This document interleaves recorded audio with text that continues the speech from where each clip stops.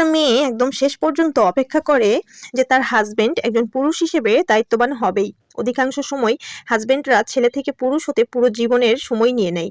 সে প্রায় ২৭ বছর সময় অবধি তার মায়ের আঁচলের ছায়াতলেই থেকে যায়।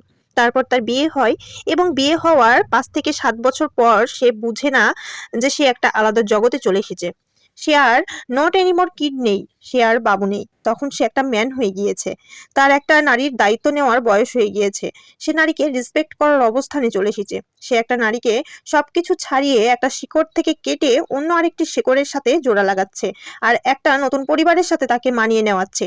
এইটা সে বুঝে না। এই জন্য যে ওই নারীটার কতটা যত্নের প্রয়োজন সেটা সে বুঝে না।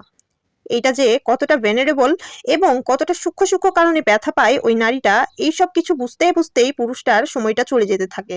একটা নারীর প্রত্যেকটা দিন অপমানিত হতে হয়। একটা নারী প্রত্যেক দিন ত্যাগ স্বীকার করে, কিন্তু সে হাল ছাড়ে না। সে মনে করে কোনো একদিন আসবে যে আমার হাজবেন্ড আমাকে বুঝবে, আমাকে যত্ন করবে এবং আমাকে সম্মান করবে। এই যে একটা নারীর আকাঙ্ক্ষা, প্রত্যাশা এবং আশা, এই আশার জন্যই একটা সংসার টিকে যায়। আজ না হলে কাল ঠিক হবেই।